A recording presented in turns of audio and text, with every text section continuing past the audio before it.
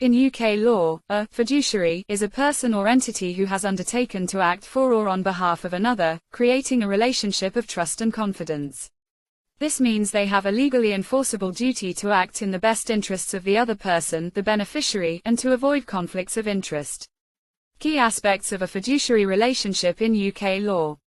Trust and confidence. The relationship is characterized by trust and reliance, where one party entrusts another with their affairs. Duty of loyalty. Fiduciaries must act solely in the best interests of the beneficiary and must not place their own interests above those of the beneficiary. Duty of good faith. Fiduciaries must act honestly and transparently, avoiding any actions that could mislead or deceive the beneficiary. No conflict of interest. Fiduciaries must avoid situations where their own interests or duties to another party could conflict with the duties to the beneficiary. No profit from trust. Fiduciaries must not make a profit from their position of trust without the informed consent of the beneficiary. Examples of fiduciary relationships in UK law.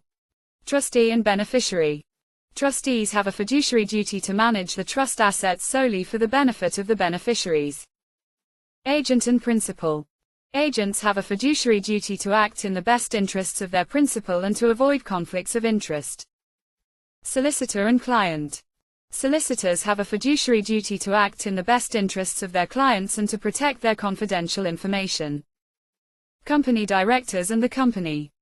Company directors have a fiduciary duty to act in the best interests of the company as a whole. Breach of fiduciary duty.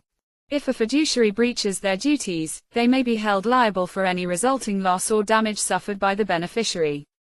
Remedies may include compensation, disgorgement of profits, or other equitable relief.